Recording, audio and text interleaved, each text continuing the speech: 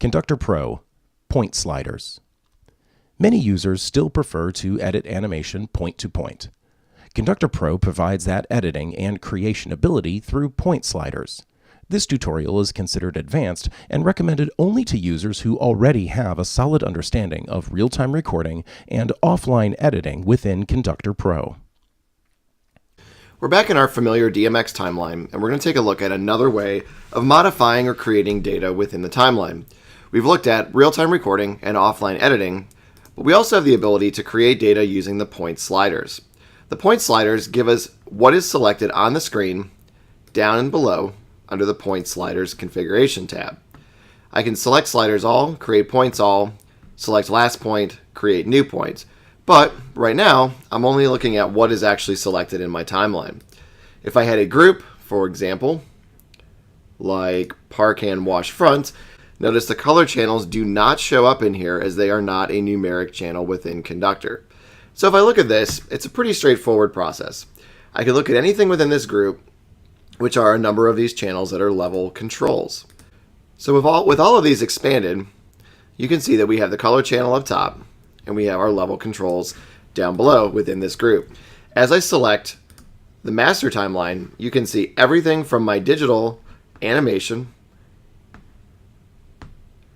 all the way through my lighting groups as we go down the line. Now notice we can link any slider within the group that was configured both in our layout and in the timeline, or we can filter this by clicking on an individual grouping within the timeline. So let's watch as I play this show back. You'll notice here both the DMX value and the percentage for this is indicated. If I hover over any of these, I can create a new point at that moment in the timeline. So for example, if I want to look at the left back par level, let's zoom in and pretend for a moment that on left back par level, there's a lightning storm at this point in the timeline. Relatively unlikely, however, let's create a point here. When I create this point, I'm able to adjust this using the point slider itself. So this gives me the ability, without having to pick up my mouse, go zoom in, find a tool up top here like we did for offline editing or point editing, grab the pencil, any of those other offline or freeform tools. This gives us the precision to do a frame-by-frame animation. So here I've created this point. Now I can delete it if I want to just back up from what I did without using edit undo. But assuming I want to create it, it's going to find and capture that point, which is also very valuable. So I'm capturing that point at the moment in the timeline, which is DMX value 179. And actually, let's expand this so we have a little more real estate to play with here. So it's 179 or percentage of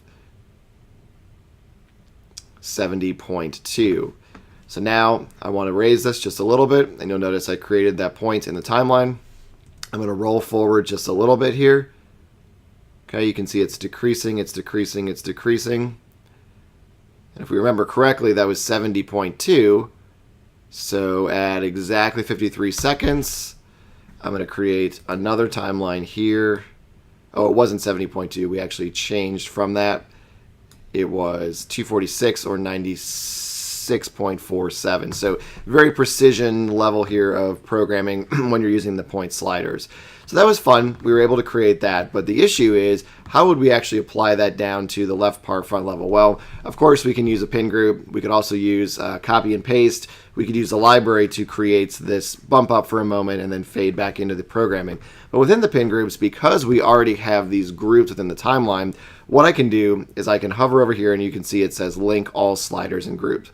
So if I link all the sliders in the group, now I want to do the same thing. Let's back up to the beginning, and we want everything to start. Oops, it was actually, if I go through, it was 95.23. So if I grab all of these, grab, and enable those, these are all linked, they're all created together. So now as I move this up and down, you'll notice that these are proportionally moving in sync with the timeline. So, or in sync rather with each other proportionally to this point in the timeline. So this can be very effective because I wanted to have this bump up. They're all coming together, they're all coming together, they're all coming together. So they're going back to their previous position, so it is tweened in the timeline. And then at the end, I let this kind of roll out. I want to actually set another level for a bottom out, not quite all the way out, but again, proportional to what I had.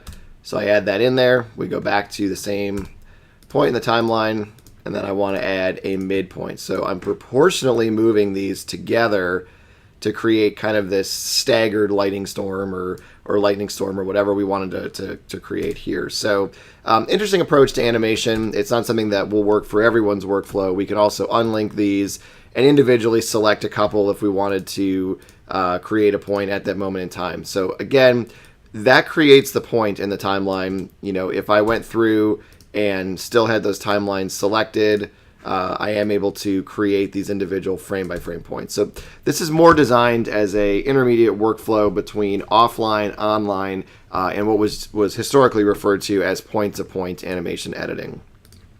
Notice there's some macro tools here on the left as well. We can select all sliders within a group. We can create points on all sliders. So if I select this, let's say I wanted to select all of those. I wanted to create points on all of them.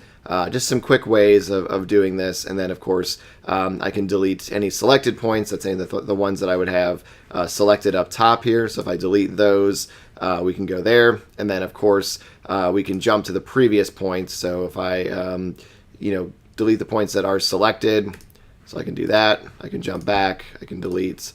I can delete. I can delete. And this is going all the way back through that set of lightning storm animation that we did frame by frame. So it does give you an ability to do point-by-point animation, which some animators do still prefer. Probably less useful for lighting, more useful for analog animation. However, it does apply to both digital animation, analog animation, DMX lighting, and any numeric channel within Conductor. The only thing it would not apply to at this time would be the color channel. The color channel would be points in relation to the color value, the RGB value, again, off in the properties pane. So point sliders can be selected from an individual channel level. They can be selected from a group, and they can be selected from actually from a hardware module or from the entire timeline itself. These labels, of course, would reflect what was over here in your layout. So if we were to look at this, this is the digital data.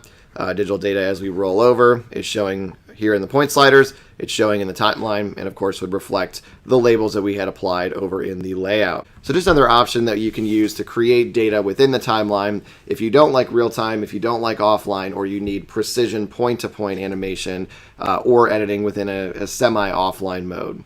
This concludes the training on point sliders within ConductorPro. For more information, please visit faq.waggle.support.